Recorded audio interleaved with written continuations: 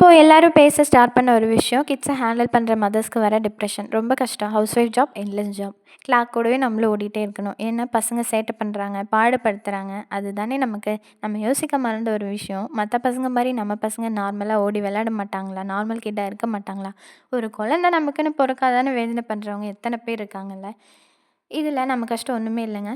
தாண்ட முடியும். எனக்கும் 2 கிட்ஸ் இருக்காங்க. தனியாக தான் பார்த்துக்கிறேன். கூடவே பிஸ்னஸ் ஒன்று ஸ்டார்ட் பண்ணியிருக்கேன். ரொம்ப ஆசை. எனக்கு பிடிச்ச விஷயம், எனக்குன்னு ஒரு ஐடென்டிஃபிகேஷனா அது எனக்கு வேணும். டெய்லி ஒரு தாட் வரும், இவ்வளோ வேலையில தேவையான.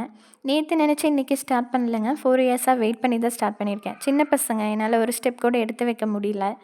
பட் இன்னும் வெயிட் பண்ணக்கூடாதுன்னு பொறுமையாக கொண்டு போகலான்னு ஸ்டார்ட் பண்ணிட்டேன். இப்போது எல்லாத்தையும் மேனேஜ் பண்ண ட்ரை பண்ணுறேன். கோவம் வந்தால் கத்திருங்க, அழுதுருங்க.